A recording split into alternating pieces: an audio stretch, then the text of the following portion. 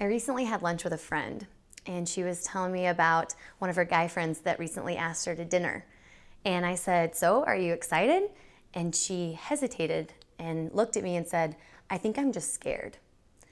That fear, being afraid of a relationship, whether you've been in past relationships or not, there can be a lot of hurt and confusion and heartache. You've seen people go through it. Maybe you're getting ready to go into a relationship for the first time, and there's just a lot of trust issues there.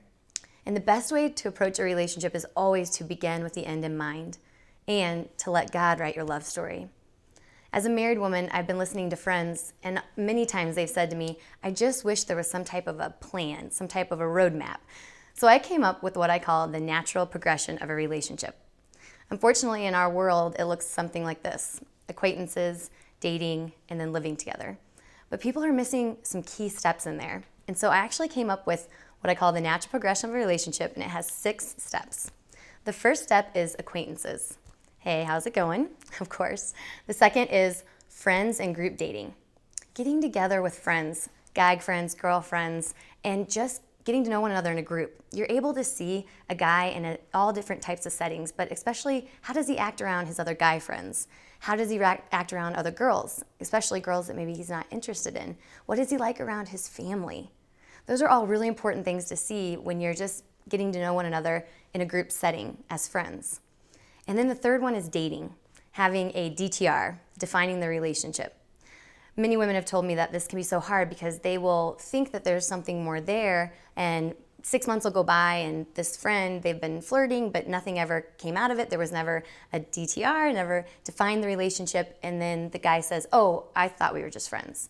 And then he walks away.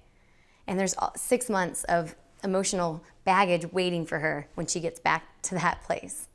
So when you look at dating and then you see courting, there's such a big difference. And number 4 with courting.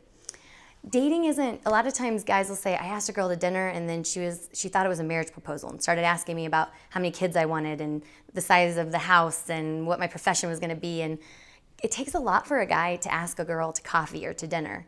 But letting courting and dating be separate. Courting is saying, okay, is this the kind of person that I think God's calling me to share my life with, to serve him with? Is this the kind of person that I can see raising my children with me?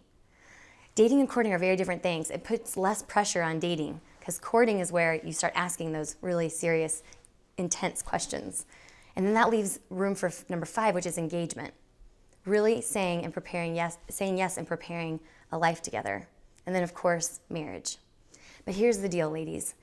Each of those steps, it's all about time and trust. Time and trust. Promise me that you will not settle. Promise me that you will not look at it and say, "Well, okay, like we got, it's all right." I want you to ask the hard questions. These are the questions I want you to ask at every single step along the way. Has he worked to keep you pure? Has he helped you grow in virtue? Has he denied his selfish pleasures for your good? Has he proven his love over time? And do you trust him with everything that you are? As you're moving through those different steps on that natural progression, you're constantly asking yourself those questions. And that's how you know if it's meant to be. When you can look yourself and him in the eye and say, "Yes, this is the kind of man that he is." Because here's the goal, ladies. I want you to remember this. The goal is the guy that you're dating or the guys that you will date, I want you to be able to go up to them on their wedding day. First, to be able to go to the wedding and to go up to him on his wedding day. And I want you to have the bride look at you and say, "Thank you. You made my husband a better man with the time that you spent with him. You took nothing away from me. Thank you." It is a total win-win because you have the guy you're dating, you're helping to prepare him to become that man that he needs to be in his life. And it's a win-win because that bride could be you. Take the natural progression of things to heart. It builds what will last.